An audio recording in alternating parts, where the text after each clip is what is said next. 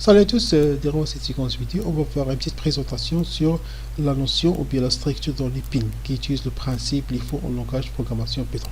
Donc, durant cette séquence vidéo, on va voir c'est quoi une pin, on va voir comment modéliser une pin et quelles sont les fonctions de base, appliquées sur une pin qui utilise le principe LIFO.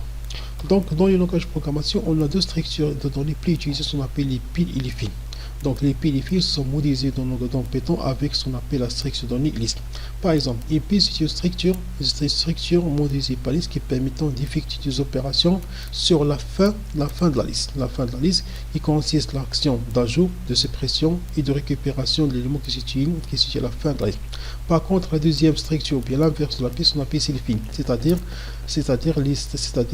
c'est une opération, c'est une structure modélisée par liste. Les opérations s'effectuent sur le début de la liste. Donc, les piles utilisent le principe LIFO, last in, first out. Par contre, les fils utilisent le principe FIFO, first in, first out, comme par exemple dans une file d'attente d'une agence bancaire. Donc, durant cette présentation, on va voir juste la structure pile modélisée par liste. Donc pour la définition, une pile ou bien une stack en anglais, c'est une structure, une liste particulière sur laquelle les opérations d'ajout qu'on appelle empiler, la suppression qu'on appelle dépiler et de consultation qu'on appelle récupérer les mots s'effectuent sur la fin de la liste. Donc une pile est modélisée par liste, mais les opérations à utiliser, on a trois opérations de base, soit ajout, suppression ou bien consultation s'effectuent sur la fin de la liste. Ce sont les opérations autorisées pour une pile. Donc cette structure également appelée aussi liste LIFO, c'est-à-dire on va utiliser le principe LIFO, last in, first out, c'est-à-dire le dernier élément arrivé, c'est le premier élément sorti ou bien le premier élément à traiter. C'est l'inverse des fils qu'on appelle LIFO, last in, first out, comme dans une file d'attente. Donc on peut imaginer une pile ou bien un stack, c'est comme une boîte dans laquelle on place les objets, les livres, de laquelle on les retire dans un ordre inverse de celui dans lequel on les met.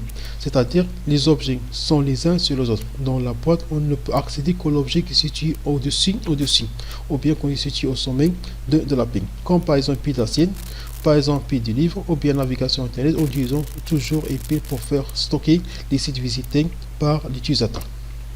Donc, le principe d'une pile. Donc, l'action pour ajouter un élément à la pile est appelée empile, c'est-à-dire ajouter un élément à la fin. Donc, pour ajouter un élément, on utilise la fonction append. L'action pour retirer un élément situé au sommet de la pile, c'est qu'on appelle CTP, c'est-à-dire on va utiliser la fonction pop sans paramètre qui va supprimer automatiquement le dernier élément de la pile. Donc, une pile permet de modéliser un système réagi par le mécanisme, bien le principe dernier arrivé, premier qu'on appelle last in, first out.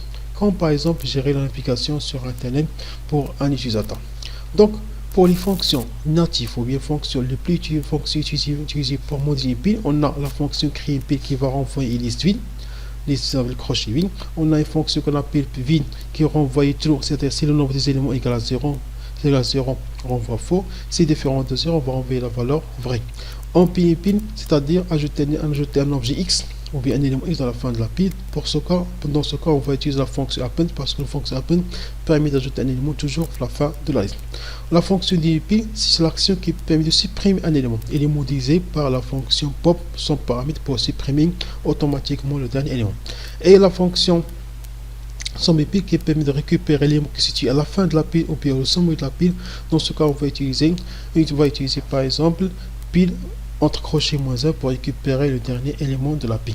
Donc durant cette présentation, on a vu que c'est quoi une pile qui est modélisée par une liste, c'est-à-dire que les opérations s'effectuent juste sur la fin de la pile, soit pour ajout, suppression ou bien consultation. Et on a vu aussi les fonctions de base pour modéliser une pile, pour comment créer une pile, tester si la pile est vide, empiler, c'est ajouter, dépiler et récupérer l'élément de sommet en utilisant les crochets -1.